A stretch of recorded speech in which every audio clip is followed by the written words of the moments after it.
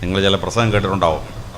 Israel ഇത്തോക്കോട്ട് ജയിച്ച് ജെറുസലേമിൻ്റെ മുകളിൽ synagogue പണിഞ്ഞാൽ യേശുക്രിസ്തു രണ്ടാം വരവ് വരുമെന്ന്.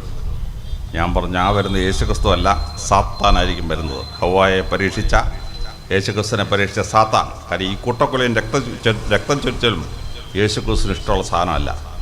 ഈ കൂട്ടക്കൊലയും രക്തക്കൊരിച്ചലിന് ശേഷം യേശുവല്ല രണ്ടാം വരെ വരുന്നത് സാത്താനായിരിക്കും. യഹൂദന്മാരെ കൂട്ടക്കൊല ചെയ്തു, 2 ലക്ഷം പേരെ. ഓട്ടോമാൻ തുർക്കികളുടെ സുൽത്താൻ അവരെ വിളിച്ചു, നിങ്ങളൊരു കാര്യം ചെയ്യും, ജെറുസലേമിലേക്ക് വരിക. നിങ്ങളും ഞങ്ങളും ഒരേ ഇബ്രാഹിം നബിയുടെ മക്കളാണ്. നിങ്ങൾ ഇസ്ഹാക്കിൻ്റെ സന്തതി പരമ്പര, ഞങ്ങൾ ഇസ്മായിലിൻ്റെ സന്തതി പരമ്പര. ഓട്ടോമാൻ സുൽത്താൻ അവർക്ക് യാത്ര ചെയ്യാൻ വാഹനം, കുതിര, ആഹാരം ഒക്കെ കൊടുത്തയച്ച് അവരെ ജെറുസലേമിൽ കൊണ്ടുവന്നു, താമസിപ്പിച്ചു. 2 ലക്ഷം പേരെ ക്രിസ്ത്യാനികൾ കൂട്ടക്കൊല ചെയ്തു സ്പെയിനിൽ. നെപ്പോളിയൻ്റെ കാലത്ത് ഒരു 5 ലക്ഷം യഹൂദന്മാരെ കൂട്ടക്കൊല ചെയ്തു. തുർക്കിയിലെ സുൽത്താൻ എന്ത് ചെയ്തു? അദ്ദേഹം ഫ്രാൻസിൽ ആളുകളെ അയച്ച് ആ കൂട്ടക്കൊല ചെയ്യാൻ ചെയ്തുകൊണ്ടിരുന്ന യഹൂദന്മാരെ അവിടുന്ന് വിളിച്ചു കൊണ്ടുവന്ന് ജെറുസലേമിൽ താമസിപ്പിച്ചു. ഹിറ്റ്ലർ 60 ലക്ഷം പേരെ കൊന്നു, യഹൂദന്മാരെ കൊന്നു. തുർക്കിയിലെ സുൽത്താൻ അവിടെ ആളയച്ച് അവരെ കൊണ്ടുവന്ന് ജെറുസലേമിൽ താമസിച്ച് യഹൂദന്മാർക്ക് വസ്തു കൊടുത്ത്, യഹൂദന്മാർക്ക് വീട് വെച്ച് കൊടുത്ത്, യഹൂദന്മാർക്ക് ആഹാരം കൊടുത്ത് താമസിപ്പിച്ചു. ആ നന്ദി കെട്ട യഹൂദൻ അവനെ കൂട്ടക്കൊല ചെയ്ത ക്രിസ്ത്യാനികളുടെ അമേരിക്കക്കാരുടെ ആയുധം വാങ്ങിച്ചിട്ട് ഈ മുസ്ലിങ്ങളെ കൂട്ടക്കൊല ചെയ്യാണ്. അവർക്ക് താമസസ്ഥലവും ചോറും കൊടുത്തിട്ട് അവിടെ താമസിപ്പിച്ച ഈ മുസ്ലിമിനെയാണ് ഇപ്പോൾ അവൻ്റെ ശത്രു നമ്പർ 1. അവൻ്റെ ജെറുസലേം ദേവാലയം പണിയാൻ വേണ്ടി നിസ്കരിക്കാൻ താഴെ പോയി സൃഷ്ടിച്ച ഡോം മോസ്കിനകത്ത് ഇസ്രായേലിൻ്റെ ആഭ്യന്തരമന്ത്രി കയറി അവിടെ അശുദ്ധമാക്കി. ഇതാണ് ചരിത്രത്തിൽ നന്ദി കേട് എന്ന് പറയുന്നത്. AD 637 ഖലീഫ ഉമർ ജെറുസലേം പിടിച്ചടക്കി. ജെറുസലേം പിടിച്ചടക്കിയപ്പോൾ ഖലീഫ ഉമർ അവിടുത്തെ ക്രിസ്ത്യാനിയായ ബിഷപ്പിനോട് ചോദിച്ചു, സലോമോൻ രാജാവ് പണിഞ്ഞൊരു പള്ളിയുണ്ട്, ക്ഷേത്രമുണ്ടല്ലോ, അതെവിടെയാണ്? അത് പറഞ്ഞ് ഈ മലയുടെ മുകളിലാന്ന് പറഞ്ഞു. ഖലീഫ ഉമർ നടന്ന് മലമുകളിലെത്തിയപ്പം ക്രിസ്ത്യാനികൾ അതിനൊരു വേസ്റ്റ് ഡമ്പായിട്ട് ഉപയോഗിച്ചിരിക്കുകയാണ് ഈ സലോമോൻ്റെ ദേവാലയം. ഖലീഫ ഉമർ പറഞ്ഞു, ഇത് ശരിയല്ല, നമുക്കിത് പുതുക്കി പണിയണം. ഖലീഫ ഉമറും പട്ടാളക്കാരുടെ കൂടി ആ മുസ്ലിം യഹൂദന്മാരുടെ സിനഗോഗിനകത്തുനിന്ന് വേസ്റ്റ് എല്ലാം പറക്കി മാറ്റി. കുറച്ച് കഴിഞ്ഞപ്പോൾ ഖലീഫ ഉമറും തുണിയൊക്കെ ചുറ്റിക്കെട്ടി ഈ വേസ്റ്റ് മാറ്റാൻ തുടങ്ങി. അല്പം കഴിഞ്ഞപ്പോൾ വാങ്ക് വിളിച്ചപ്പോൾ ഖലീഫ ഉമർ പറഞ്ഞു, ഞാൻ താഴെ പോയി നിസ്കരിച്ചിട്ട് വരാം. അപ്പോൾ ക്രിസ്ത്യാനിയായ ബിഷപ്പ് പറഞ്ഞു, അതിൻ്റെ ആവശ്യമില്ലല്ലോ, ഇവിടെ അങ്ങ് നിസ്കരിച്ചൂടെ? ഖലീഫ ഉമർ പറഞ്ഞത് ശരിയല്ല, ഞാനിവിടെ നിസ്കരിച്ചാൽ നാളെ മുസ്ലിങ്ങൾ പറയും ഖലീഫ നിസ്കരിച്ച സ്ഥലം ഇത് മുസ്ലിം മോസ്ക് ആവണമെന്ന് പറയും. അതുകൊണ്ട് ഞാനിവിടെ നിസ്കരിക്കുന്നില്ല. അദ്ദേഹം ഇറങ്ങി താഴെ പോയി നിസ്കരിച്ചിട്ട് മടങ്ങി വന്നു. ഖലീഫ താഴെ പോയി നിസ്കരിച്ച സ്ഥലമാണ് ദ ഡോം മോസ്ക് എന്നറിയപ്പെടുന്ന ജെറുസലേമിലെ പ്രസിദ്ധമായ മോസ്ക്. ഖലീഫ ഉമർ ആ സിനഗോഗ് പുതുക്കി പണിഞ്ഞു കൊടുത്തു. യഹൂദന്മാർക്ക് വേണ്ടി സിനഗോഗ് പുതുക്കി പണിഞ്ഞു കൊടുത്തു. അവർക്ക് സമ്പത്ത് കൊടുത്തു അവിടെ താമസിക്കാനായിട്ട്. അതാണ് ഖലീഫ ഉമർ ചെയ്തത്. അത് ക്രിസ്ത്യാനികൾ പിന്നെ പോയി അടിച്ച് തകർത്തു. മുസ്ലിങ്ങളുടെ മോസ്ക് 1995 അടിച്ച് തകർത്തു.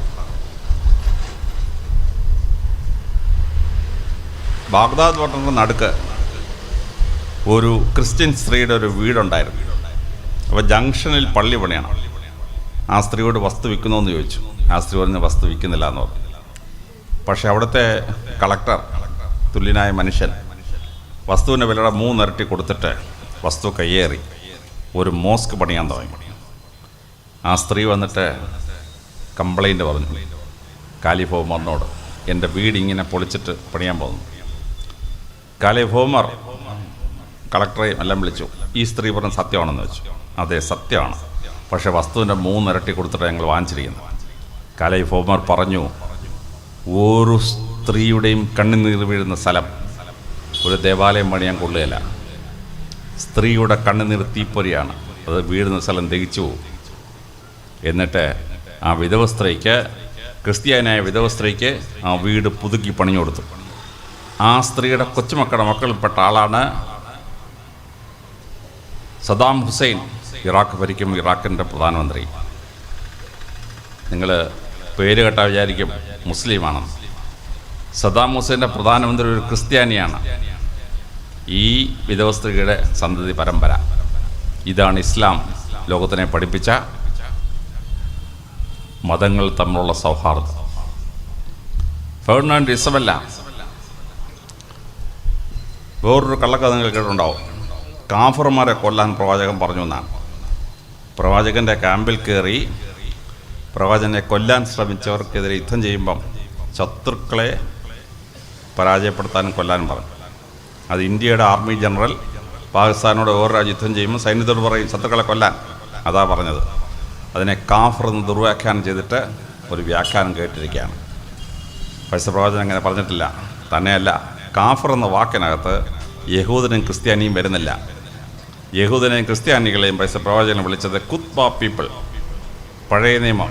ക്രിസ്ത്യാനികൾക്ക് പഴയ നിയമമെന്നും യഹൂദന്മാർ തോറ എന്നും മുസ്ലിങ്ങൾ തൗറാത്ത് എന്ന് വിളിക്കുന്ന ഒരേ പുസ്തകമാണ്. ക്രിസ്ത്യാനികൾ ന്യൂ ടെസ്റ്റ്മെൻറ്റ്, പുതിയ നിയമം എന്ന് പറയുന്നത് മുസ്ലിങ്ങൾക്ക് ഇഞ്ചിലാണ്. അപ്പോൾ വേദപുസ്തകത്തിൽ വിശ്വസിക്കുന്ന ജനവിഭാഗമായതുകൊണ്ട് പ്രവാചകൻ യഹൂദന്മാരെയും ക്രിസ്ത്യാനികളെയും വിളിച്ചത് കുത്ബ people, people of the book, ഒരേ പുസ്തകത്തിൽ വിശ്വസിക്കുന്നവർ. അവർ കാഫറിൽ പെടുന്നില്ല. പരിശുദ്ധ പ്രവാചകൻ മക്കയിൽ നിന്ന് മെദീനയിലോട്ട് പോവാണ്. വഴി കാണിക്കാൻ കൊണ്ടുപോയത് മുസ്ലിമിനാണോ? അല്ല, ഒരു ബഹുദൈവ വിശ്വാസിയായ നീഗ്രമാണ് പ്രവാചകന് വഴി കാണിക്കാനൊരു കൂടെ വന്നു. പ്രവാചകനൊരു മുസ്ലിം പള്ളി പണിഞ്ഞു. വാങ്ക് വിളിക്കണം, മണിയടിച്ച് വാങ്ക് വിളിക്കണം. വാങ്ക് വിളിക്കാൻ ആരോടാ പറഞ്ഞത് പ്രവാചകൻ? അറബിയായ മുസ്ലിമിനോടാണോ? അല്ല, ഒരു നീഗ്രോയോട് പറഞ്ഞു, നീ കയറി മണിയടിക്കാൻ പറഞ്ഞു. നിങ്ങളൊക്കെ വായിച്ചിട്ടുള്ള ചരിത്രമാണ്. അപ്പോൾ മെക്കയിൽ നിന്ന് മെദീനയിലോട്ട് പോകുമ്പോഴും ആദ്യത്തെ മുസ്ലിം പള്ളിക്ക് വാങ്ക് വിളിക്കാൻ പറയുന്നത് മുസ്ലിമിനോടല്ല, ബഹുദൈവ വിശ്വാസിയോടാണ്. അതാണ് ഇസ്ലാം ലോകത്തെ പഠിപ്പിച്ച പാഠം. ഇവിടെ വളരെ ഭംഗിയായി ഇത് നമ്മൾ മനസ്സിലാക്കിയിരിക്കണം. വിശ്വസഹോദര്യം പരിശുദ്ധ പ്രവാചകൻ ലോകത്തെ പഠിപ്പിച്ച ഒന്നാമത്തെ പാഠമാണ്. രണ്ടാമത്തെ പാഠം, ഇന്ന് ഇസ്ലാം മതവിശ്വാസികൾ ഈ കാഫറന്മാരെ സഹോദരങ്ങളെപ്പോഴോ കരുതിയതുകൊണ്ടാണ് കേരളം പട്ടിണിയില്ലാതെ ജീവിക്കുന്നത്. കേരളത്തിൻ്റെ വാർഷിക ബഡ്ജറ്റ് 1,20,000 കോടി രൂപ. കേരളത്തിലെ മലയാളികൾ പുറത്തുപോയി ജോലി ചെയ്ത് കേരളത്തിലൂടെ അയക്കുന്ന തുക 1,20,000 കോടി രൂപ. കേരളത്തിന് ആകെ സമ്പത്തിൻ്റെ അത്രയും വിദേശത്ത് നമ്മളിങ്ങോട്ട് അയക്കുന്നതാണ്. അതിൽ 60,000 കോടിയും വരുന്നത് ഇസ്ലാമിക രാഷ്ട്രങ്ങളിൽ നിന്നാണ്. ഖത്തറിൽ അവിടുത്തെ ആകെ ജനസംഖ്യ 2 ലക്ഷം. അവിടുത്തെ കാഫറന്മാർ, കേരളത്തിൽ നിന്ന് പോയ ഹിന്ദുക്കളും മുസ്ലിങ്ങളുടെ ക്രിസ്ത്യാനിയോട് ചേർത്താൽ അവിടുത്തെ ജനസംഖ്യ 6 ലക്ഷം. അവിടുത്തെ അറബികളുടെ 3 ഇരട്ടിയാണ് ഇവിടുന്ന് പോയ കാഫറന്മാരുടെ എണ്ണം. UAE എടുത്താലോ? UAE എടുത്താൽ അവിടുത്തെ അറബികളുടെ 3 ഇരട്ടിയാണ് കേരളത്തിൽ നിന്ന് അവിടെ പോയി ജോലി ചെയ്യുന്ന കാഫറന്മാർ, ഹിന്ദുക്കളും ക്രിസ്ത്യാനികളും. മുസ്ലിം രാഷ്ട്രങ്ങളിൽ പോയി മുസ്ലിങ്ങൾ ഇന്ത്യയിലെ ഹിന്ദുക്കളെയും ക്രിസ്ത്യാനികളെയും സ്വന്തം സഹോദരങ്ങളെ പോലെ കരുതുന്നത് കൊണ്ട് അവിടെ ജോലി ഇങ്ങോട്ടേക്കുന്ന 60,000 കോടി രൂപ കേരളത്തിൽ ഒരു വർഷം വന്നിരുന്നില്ലെങ്കിൽ കേരളം ബീഹാറിനെ പോലെ ദരിദ്ര രാഷ്ട്രമാകുമായിരുന്നു. ഇവിടെയാണ് ഇസ്ലാമിൻ്റെ സാഹോദര്യം മനസ്സിലാക്കേണ്ടത്. ആ കേരളത്തിൻ്റെ പട്ടിണി മാറ്റുന്ന എത്രയോ ക്ഷേത്രങ്ങളും എത്രയോ ക്രിസ്ത്യൻ പള്ളികളും പുതുക്കി പണിയുന്നത് ഗൾഫിൽ നിന്ന് അയക്കുന്ന ആളിലയക്കുന്ന പൈസ കൊണ്ടാണ്. എത്രയോ കുരിശടി പണിയുന്ന ഗൾഫിൽ നിന്ന് അയക്കുന്ന പൈസ കൊണ്ടാണ്. നല്ല വീട് വെച്ചത് ഗൾഫിൽ നിന്ന് അയക്കുന്ന പൈസ കൊണ്ടാണ്. പെൺകുട്ടികളെ മാന്യമായ സ്ത്രീധനം കൊടുത്ത് കല്യാണം കഴിക്കുന്ന ഈ പൈസ വന്നുകൊണ്ടാണ്. ഇത് വളരെ ഭംഗിയായിട്ട് മനസ്സിലാക്കിയിരിക്കണം. കേരളത്തിൻ്റെ ഡെവലപ്മെൻറ്റിൽ ഇസ്ലാം രാജ്യങ്ങൾ വഹിക്കുന്ന പങ്ക് കൃത്യമായി മനസ്സിലാക്കണം. കഴിഞ്ഞ 1000 കൊല്ലമായി കുരിശുയുദ്ധങ്ങൾക്ക് ശേഷം യൂറോപ്പും അമേരിക്കയും ഇസ്ലാമിനെയും പരിശുദ്ധ പ്രവാചകനെയും ആക്ഷേപിച്ചുകൊണ്ട് ഒരുപാട് കാര്യങ്ങൾ യൂട്യൂബിലും ഒക്കെ ഇട്ടിട്ടുണ്ട്. കഴിഞ്ഞ കുറേ വർഷമായി ഇന്ത്യയിലും ഇസ്ലാമോഫോബിയ ഇങ്ങനെ സ്ഥലം പിടിച്ചുകൊണ്ടിരിക്കുകയാണ്. ഇതിനിടയ്ക്ക് കൂടി യഥാർത്ഥത്തിൽ പ്രവാചകൻ ആരായിരുന്നുവെന്നും അദ്ദേഹം ലോകത്തിന് കൊടുത്ത സംഭാവന എന്താണെന്നും ഏതാനും ചില പോയിൻ്റുകളിലൂടെ നിങ്ങളെ മനസ്സിലാക്കാം എന്ന് ഞാൻ ആഗ്രഹിക്കുന്നു. 1500 കൊല്ലത്തിന് മുമ്പ് പ്രവാചകൻ AD 570 മക്കയിലെ ഖുറൈഷ് എന്ന് പറയുന്ന ഭരണവർഗത്തിലാണ് ജനിക്കുന്നത്. അദ്ദേഹം ഗർഭത്തിലിരിക്കുമ്പോഴേ അച്ഛൻ മരിച്ചുപോയി. 6 വയസ്സായപ്പോൾ അമ്മയും. തന്നെ സംരക്ഷിച്ചിരുന്ന മുത്തച്ഛൻ മുത്തലിബ് 8ാമത്തെ വയസ്സിൽ മരിച്ചു. അനാഥ ബാല്യം. ചെറുപ്പത്തിൽ പ്രവാചകൻ ആരായിത്തീരുമെന്ന് ഒരു സൂചനയും ഉണ്ടായിരുന്നില്ല. എന്നാൽ 24 വയസ്സായപ്പോൾ ഒരു ദിവസം പ്രവാചകൻ ഇങ്ങനെ വരുമ്പോൾ മക്കയിലെ പ്രസിദ്ധമായ ഓർത്തഡോക്സ് സഭയുടെ പള്ളിയിലെ വികാരിയായിരുന്ന ബുഷൈറ എതിരെ വന്നു. ബുഷൈറ പ്രവാചകനെ നമിച്ച ശേഷം പറഞ്ഞു, മഹാനായ പ്രവാചക, അങ്ങേക്ക് സ്തുതി. പ്രവാചകൻ ചോദിച്ചു, അങ്ങൊരു പുരോഹിതനല്ലേ, അങ്ങനെ എന്തിനാണ് ഈ പ്രവാചകൻ എന്നൊക്കെ എന്നെ വിളിക്കുന്നത്? ആ പുരോഹിതൻ പറഞ്ഞു, എനിക്ക് രാത്രി ഒരു ദർശനമുണ്ടായി. അങ്ങ് ലോകമറിയാൻ പോകുന്ന മഹാനായ പ്രവാചകനാകത്തീരാൻ പോവുകയാണ്. ഞങ്ങളുടെ വേദപുസ്തകത്തിൽ പറയുന്നുണ്ട്, പ്രവാചകന്മാരെ തലയിൽ എണ്ണയൊഴിച്ച് അഭിഷിക്തനാക്കണമെന്ന്. അതിൽ അങ്ങയുടെ തലയിൽ എണ്ണയൊഴിച്ച് അഭിഷിക്തനാക്കാൻ എന്നെ അനുവദിക്കണം. പ്രവാചകൻ പറഞ്ഞു, അച്ഛൻ അങ്ങനെ ആഗ്രഹമുണ്ട്, ചെയ്തോളാൻ പറഞ്ഞു. അങ്ങനെ പ്രവാചകൻ്റെ തലയിൽ എണ്ണയൊഴിച്ച് ഓർത്തഡോക്സ് പള്ളിയിലെ വികാരി അച്ഛൻ പ്രവാചകനായി പ്രഖ്യാപിച്ചു. അതിൻ്റെ ചിത്രം ഞാൻ സൗദി അറേബ്യയിലെ ദമാമിൽ പോയപ്പോഴാണ് എനിക്ക് കിട്ടിയത്. ചരിത്രത്തിൽ വായിച്ചെങ്കിലും അതിൻ്റെ ചിത്രങ്ങൾ എനിക്ക് ലഭിച്ചിരുന്നില്ല. പിന്നെയും 16 വർഷം കഴിഞ്ഞു. 40 വയസ്സായപ്പോൾ ഹീറ ഗുഹയിൽ വെച്ച് മാലാഖ വന്ന് വിശുദ്ധ ദർശനം പ്രവാചകന് കൊടുക്കുകയാണ്. പരിശുദ്ധ ഖുർആൻ ജനിക്കുകയാണ്. ഖുർആൻ തുടങ്ങുന്നത് എങ്ങനെയാണ്? വായിക്കൂ എന്നാണ്. പ്രവാചകൻ പറഞ്ഞു, എനിക്ക് വായിക്കാൻ അറിഞ്ഞൂടാ. നിങ്ങൾക്കെല്ലാം അറിയാവുന്ന പോലെ പിന്നെ ആ ദർശനം എങ്ങനെ കൊടുത്തു എന്ന് നമ്മൾ വായിക്കുകയാണ്. ലോകത്തിൽ വായിക്കാൻ പറഞ്ഞുകൊണ്ട് ആരംഭിക്കുന്നൊരു പുസ്തകം പരിശുദ്ധ ഖുർആനാണ്. വേറെ ഏതെങ്കിലും പുസ്തകം വായിക്കുമെന്നുകൊണ്ട് തുടങ്ങുന്നത് കേട്ടിട്ടുണ്ടോ? ഇല്ല. ആ ദിവ്യദർശനം കിട്ടിയ ശേഷം പിന്നെ പ്രവാചകൻ 21 വർഷമേ ഭൂമി ജീവിച്ചിരുന്നുള്ളൂ. പക്ഷേ 21 വർഷം കൊണ്ട് ലോക ചരിത്രം മാറ്റിമറിച്ചു പ്രവാചകൻ. എങ്ങനെയാണ് ഈ പ്രവാചകൻ ലോകചരിത്രം മാറ്റിമറിച്ചതെന്ന് കൃത്യമായി നിഷ്പക്ഷമായി ഈ വർഗീയമായ ആരോപണങ്ങൾക്കൊന്നും ചെവി കൊടുക്കാതെ കൃത്യമായി നമ്മൾ മനസ്സിലാക്കിയിരിക്കണം. ഏറ്റവും ആദ്യം പ്രവാചകൻ ലോകത്തിന് കൊടുത്തൊരു സംഭാവനയാണ് സെക്കുലറിസം, അല്ലെങ്കിൽ മതനിരപേക്ഷത എന്ന് പറയുന്നു. AD 622 പ്രവാചകൻ മക്കയിൽ നിന്ന് മെദീനയിലേക്ക് പോവുകയാണ്. അവിടെ ചെന്ന് മെദീനയിലെ ഭരണാധികാരിയാവുകയാണ്. മെദീനയിൽ ആകെ ജനസംഖ്യ 11,500 പേർ. നിങ്ങളുടെ തഴവാട് ജനസംഖ്യയൊക്കെ കുറവാണ്.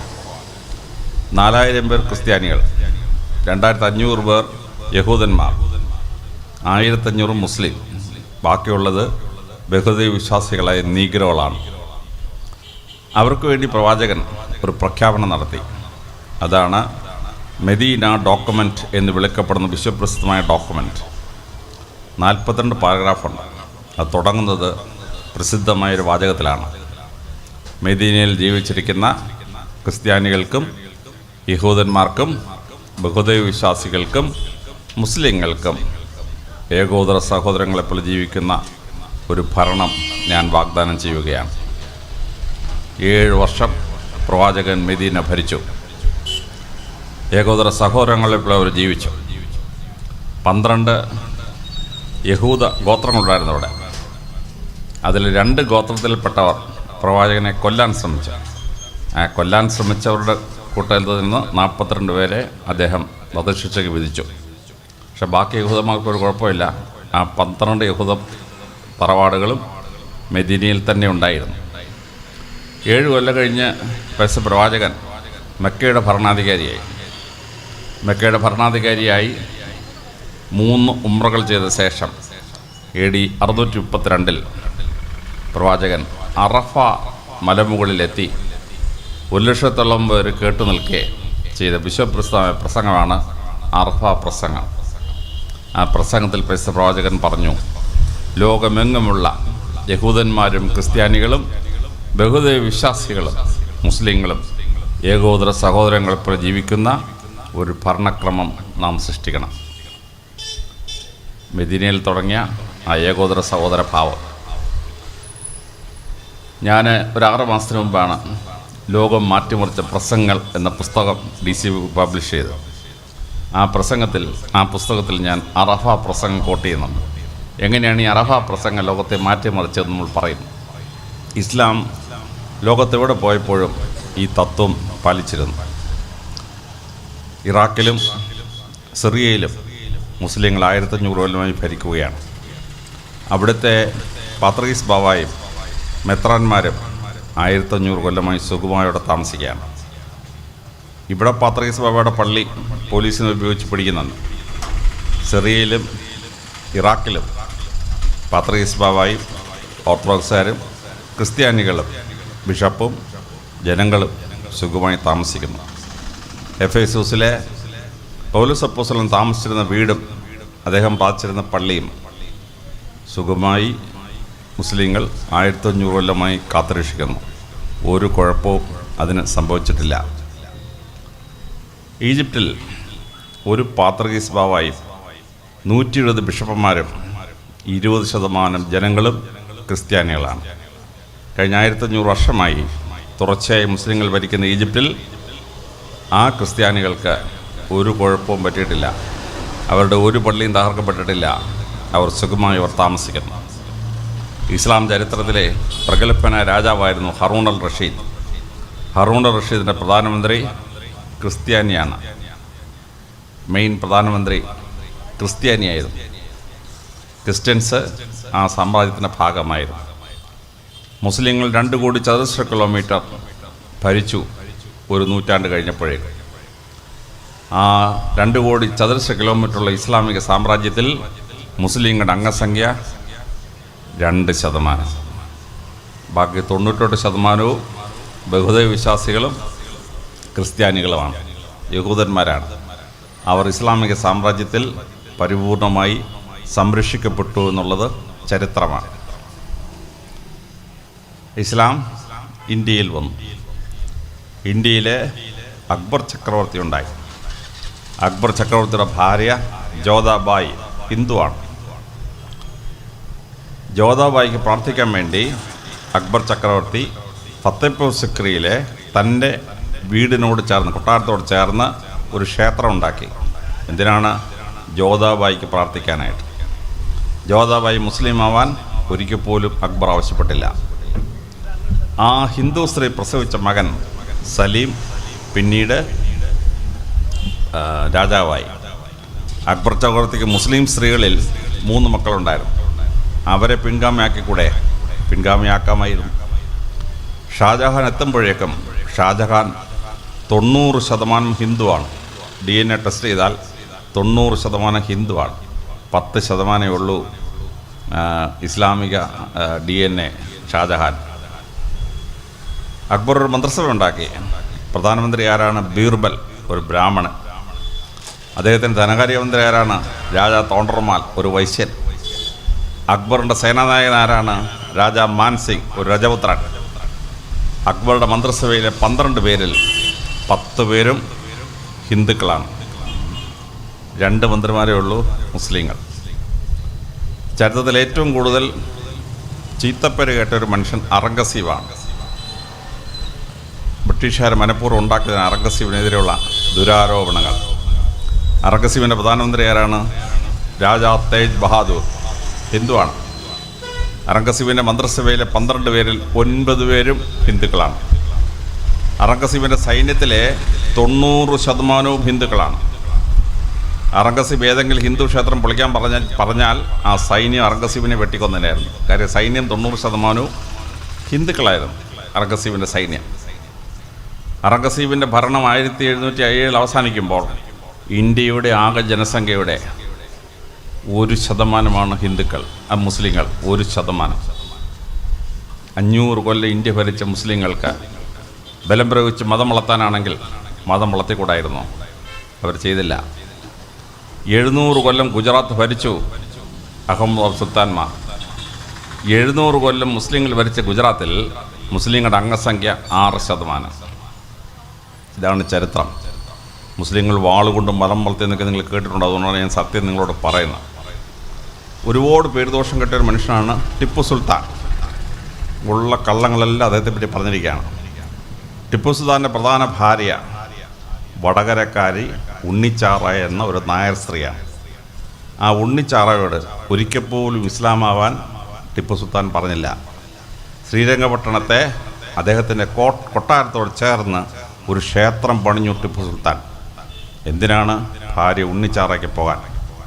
ഉണ്ണിച്ചാറ മുസ്ലിമായില്ല.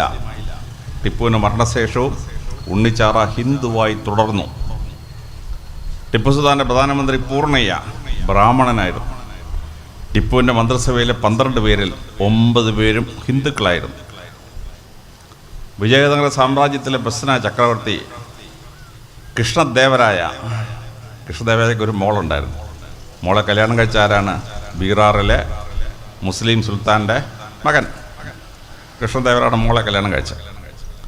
ഈ മകൻ ഭാര്യയുടെ കൂടെ വരുമ്പോൾ ഈ മുസ്ലിമിന് പ്രാർത്ഥിക്കാൻ വേണ്ടി കൃഷ്ണദേവരായ കൊട്ടാരത്തോടെ ചേർന്നൊരു മോസ്ക് വെച്ചു കൊടുത്തു.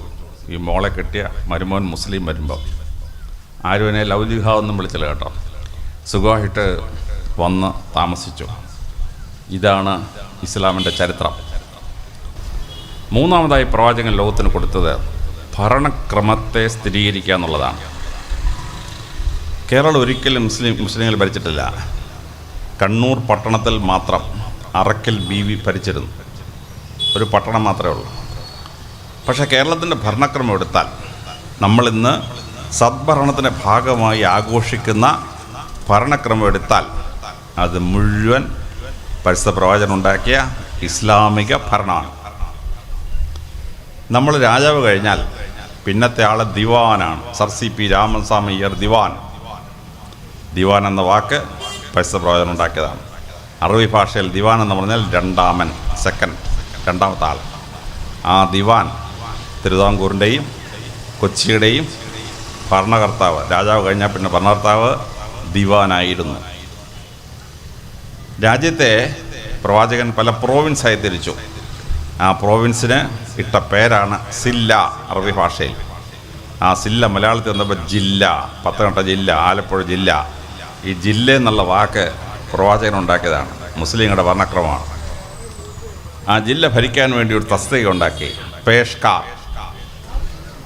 അറബി ഭാഷയിൽ പേഷ്കുഷ് എന്ന് പറഞ്ഞാൽ കരം. പേഷ്കുഷ് പിരിക്കുന്നവൻ പേഷ്കാർ. പിന്നെ ബ്രിട്ടീഷുകാരെന്ത് ചെയ്തു? ഈ പേഷ്കാറിനെ ഇംഗ്ലീഷോട് തർജ്ജമ ചെയ്തു, കളക്ടർ ഓഫ് ടാക്സസ്. പിന്നെ IASകാർക്ക് ഈ ഓഫ് ടാക്സ് ഒരു നാണക്കേട്. അവരെ ഓഫ് ടാക്സ് അങ്ങ് വെട്ടി. അങ്ങനെ കളക്ടർ എന്നായി. ഇപ്പം ഈ കളക്ടർ അല്ലെങ്കിൽ പേഷ്കാർ തസ്തിക പരിശുദ്ധ പ്രവാചകൻ ഉണ്ടാക്കിയ അറബി വാക്കാണ് പേഷ്കാർ. ഇനി ആ പേഷ്കാർ ഭരിക്കുന്ന ജില്ലയ്ക്ക് താഴെ ഓരോരോ മരിപ്പച്ചകളെ സെപ്പറേറ്റ് പ്രോവിൻസാക്കി. ആ പ്രോവിൻസിന് അറബി ഭാഷയിലൊരു വാക്കിട്ടു. അതാണ് താലൂക്ക് അല്ലെങ്കിൽ തഹസീൽ എന്ന് പറയുന്നത്. രണ്ടും അറബി വാക്കാണ്. ആ താലൂക്ക് കേരളത്തിൽ നിന്ന് 81 താലൂക്കാണ്. ഈ താലൂക്ക് എന്ന വാക്ക് അറബി ഭാഷയാണ്. ഇനി താലൂക്ക് ഭരിക്കാൻ ഒരു തസ്തികയുണ്ടായി. അതാണ് തഹസീൽദാർ. തഹസീൽദാർ എന്ന വാക്ക് അറബിയാണ്. ഹസാല ടു കളക്ട്, തഹസാലദാർ വൺ ഹു കളക്ട് ടാക്സസ്. അറബി ഭാഷയിൽ പ്രവാചകൻ ഉണ്ടാക്കിയതാണ്. അതാണ് ഇപ്പോൾ നമ്മുടെ തഹസീൽദാരായിട്ട് അറിയപ്പെടുന്നത്, അറബി ഭാഷ. സർക്കാർ ഓഫീസുകളിലൊക്കെ മാർച്ച് 31 ആകുമ്പോൾ ജമാബന്ദി ചെയ്യും. വലിയ ഓഫീസ് എന്ന് പറഞ്ഞാൽ ജമാബന്ദി. എന്താണ് ഈ ജമാബന്ദി? അറബി ഭാഷയിൽ ക്ലോസർ ഓഫ് അക്കൗണ്ട്സ്, അക്കൗണ്ട് സെറ്റിൽ ചെയ്യുക. ആ ജമാബന്ദി എന്ന അറബി വാക്ക് ഇപ്പോഴും നമ്മുടെ പഞ്ചായത്ത് ഓഫീസിലും നമ്മുടെ വലിയ ഓഫീസിലുമൊക്കെ ജമാബന്ദി ഉണ്ട്. അക്കൗണ്ട് ആണ്ടവസാനം ക്ലിയർ ചെയ്യാണ്. എവിടെ നിന്ന് വന്ന് ഈ ജമാബന്ദി? അറബി ഭാഷയിൽ നിന്ന് വന്നതാണ്. ജനങ്ങളുടെ പരാതികൾ പരിഹരിക്കണം. അതിന് കോടതി ഉണ്ടാക്കി. ആ കോടതിയിലെ ജഡ്ജി അപ്പോയിൻ്റ് ചെയ്തു. ആ ജഡ്ജിക്ക് അറബി ഭാഷയിലിട്ട പേരാണ് മുൻസിഫ്, ന്യായം നടത്തുന്നവൻ. ഇപ്പോൾ നമ്മുടെ സിവിൽ കോടതിയിൽ ചെന്ന മുൻസിഫുണ്ട്. ഈ മുൻസിഫ് എവിടെ നിന്നു? ജഡ്ജിയുടെ പേര് എവിടെ നിന്നു? അറബി ഭാഷയിൽ പ്രവാചകൻ ഉണ്ടാക്കിയതാണ് മുൻസിഫ്. ഇനി കോടതിയിൽ വക്കീൽ, അഡ്വക്കേറ്റിനെ മലയാളത്തിൽ വിളിക്കും വക്കീലെന്ന്. വക്കീൽ എവിടെ നിന്ന് വന്നു? വക്കീൽ അറബി ഭാഷയാണ്. പരാതിക്കാരൻ്റെ വാദം കോടതിയിൽ ഉന്നയിക്കാൻ വേണ്ടി വാദിക്കുന്നവൻ എന്നർത്ഥത്തിൽ അറബി ഭാഷയിൽ പ്രവാചകനിട്ട വാക്കാണ് വക്കീൽ. ഇപ്പോഴും നമ്മുടെ കോടതിയിൽ വക്കീൽ വരികയാണ്. നമ്മൾ പറയും രണ്ട് കക്ഷികൾ തമ്മിൽ കരാർ ഒപ്പിട്ടു. എവിടെ നിന്ന് ഈ കരാർ? കരാർ അറബി ഭാഷയാണ്, മലയാളമല്ല, അറബി ഭാഷയാണ്. രണ്ടുപേരും ഇവിടുന്ന് എഗ്രിമെൻറ്റിനെ അറബി ഭാഷ വിളിച്ചതാണ് കരാർ. മക്കയിലെ 360 ട്രൈബ്സുമായിട്ട് പരിശുദ്ധ പ്രവാചകൻ സന്ധി ഒപ്പിട്ടു. ആ സന്ധിക്കിട്ട പേരെന്താണ്? കരാർ. ബദർ യുദ്ധത്തിനും ഉഹൂദ് യുദ്ധത്തിനും കണ്ടക് യുദ്ധത്തിനും ശേഷം എഗ്രിമെൻ്റ് ഒപ്പിട്ടു. കരാർ. കരാർ റദ്ദ് ചെയ്യണം. റദ്ദ് എവിടുന്ന് വന്നു? റദ്ദ് അറബി ഭാഷയാണ്, മലയാളമല്ല. കരാർ റദ്ദ് ചെയ്യുക അറബി ഭാഷയാണ്. ഞാൻ ഈ ഉദാഹരണം പറഞ്ഞതെന്ന് വെച്ചാൽ, കേരളം ഒരിക്കലും മുസ്ലിങ്ങൾ ഭരിച്ചിട്ടില്ല. പക്ഷേ കേരളത്തിലെ ഭരണക്രമം മുഴുവൻ പ്രവാചകൻ ഉണ്ടാക്കിയ, അറബി ദേശത്തുണ്ടാക്കിയ ഭരണക്രമമാണ്. നമ്മുടെ ഭരണവും നമ്മുടെ ഓഫീസും നമ്മുടെ കോടതിയും വക്കീലും പഞ്ചായത്ത് ഓഫീസിലും വില്ലേജ് ഓഫീസിലെ ജമാബന്ദിയും ഇതെല്ലാം ഇസ്ലാമാണ്. അപ്പോൾ നമ്മുടെ ഭരണക്രമം നന്നായെങ്കിലേ നമുക്ക് ജനങ്ങൾക്ക് നീതി കിട്ടൂ. കേരളം ഇന്ന് ഒരിക്കലും മുസ്ലിങ്ങൾ ഭരിക്കാത്ത രാജ്യമായിട്ട് പോലും ഈ കേരളത്തിൽ, ഇന്ത്യയിൽ നമുക്ക് സ്ഥാനം കിട്ടുകയാണ്. ഹവിൽദാർ അറബി ഭാഷയാണ്, സുബേദാർ അറബി ഭാഷയാണ്, ജമാബന്ദി അറബി ഭാഷയാണ്. പണ്ട് പോലീസ് സൂപ്രണ്ടിനെ വിളിച്ച പേരെന്താണ്? അമിനാദാർ. ആമീൻ എന്ന് പറഞ്ഞാൽ എന്താണ്? പ്രൊട്ടക്ഷൻ, അറബി വാക്കാണ്. പ്രൊട്ടക്ഷൻ തരുന്നവൻ അമിനാദാർ. 1962 അമിനാദാർ തസ്തികയെ സൂപ്രണ്ട് ഓഫ് പോലീസ് എന്നാക്കി മാറ്റിയത്. ഇപ്പോൾ കോടതിയിൽ നിന്ന് സമൻസ് നടത്താൻ ആമീൻ വരും. എവിടുന്ന് ഒരു ആമീൻ? ആമീൻ അറബി ഭാഷയാണ്, പ്രവാചകൻ ഉണ്ടാക്കിയതാണ് ആമീൻ, പ്രൊട്ടക്ഷൻ. ഇങ്ങനെ നമ്മൾക്ക് നീതി കിട്ടുന്ന സർക്കാരിൻ്റെ സിസ്റ്റം ഉണ്ടാക്കിയത് പരിശുദ്ധ പ്രവാചകനും ഇസ്ലാമിക ഭരണക്രമമാണ്. നീതിയുള്ളൊരു ഭരണം നടത്താനുള്ള ഭരണക്രമം ഇസ്ലാമിൻ്റെ സംഭാവനയാണ്.